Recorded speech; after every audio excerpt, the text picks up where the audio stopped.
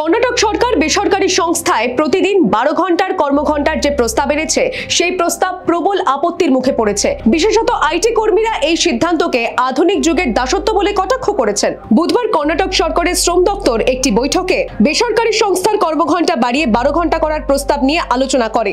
তীব্র আপত্তি জানিয়েছে Karnataka state IT employees union. তারা জানিয়েছে বর্তমানে প্রচলিত আইন অনুযায়ী সর্বোচ্চ 10 ঘন্টা কাজের অনুমতি রয়েছে।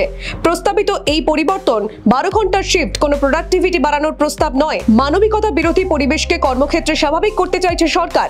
এই সংশোধনের উদ্দেশ্য কর্পোরেট মুনাফাকে প্রাধান্য দেওয়া, কর্মীদের মানুষের বদলে যন্ত্রে পরিণত করা। কেআইটিও আরও জানায় 2024 সালের স্টেট ইমোশনাল ওয়েলবিং রিপোর্ট অনুযায়ী কর্ণাটকের কর্পোরেট কালচারে 25 বছরের নিচে 90% কর্মী উদ্বেগজনিত মানসিক সমস্যায় ভুগছেন। ইতিমধ্যে ট্রেড ইউনিয়নগুলি সংঘবদ্ধ হয়ে লড়াইয়ের প্রস্তুতি নিচ্ছে। এই পরিস্থিতি আগামী দিনে আরো ভয়াবহ হতে চলেছে বলেই তাদের আশঙ্কা। Bureau report, the wall.